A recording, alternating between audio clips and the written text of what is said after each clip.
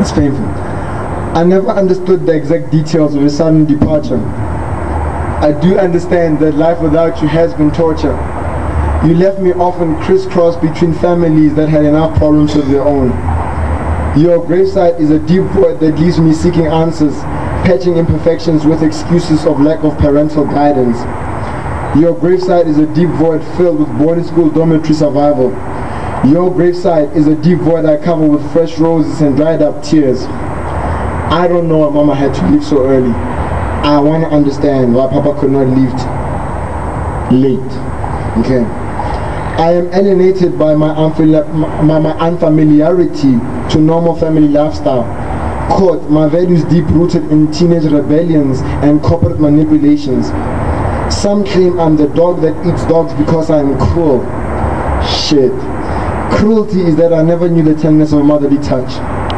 She was long heavenly bound by the time puberty struck. Some mistaken my silence on society's issues for shyness.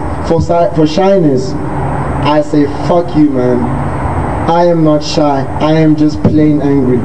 Angry at the feeling for not getting used to the idea that you've been gone for some 20 odd years. I'm still angry at God. You see, to worship Him is to fuel the power of my pain. My only peace is the tears I cry talking about you.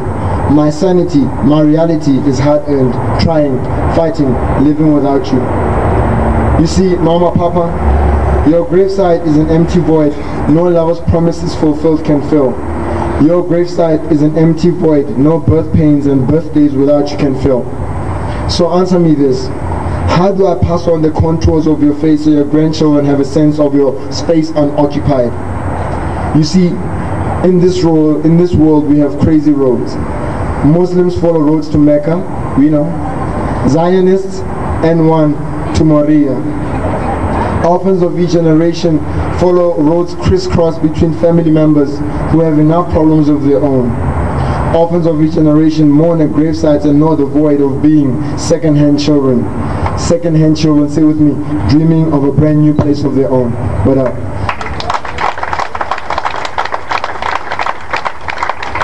now the next one is from a slightly lighter place, from the romantic part of my heart. I'm going to do two. It's a surprise story. Alright. This one, between me and my girlfriend, we always, it's a painful relationship because she's in Bloem and Lesotho and I'm in Joburg and Mabato. It's a painful movement, you know. It's like late nights, late flights, late buses, and 2 days here, you know, trying to squeeze in time for love. You know how it's like when you're trying to squeeze in time for love. You like my girlfriend came this morning, I was 6 in the morning. I was in a fight with my blue eye and blown up lips, and she's like, oh, and tomorrow night she's gone, and I'm by myself hustling back with the United, you know what I mean?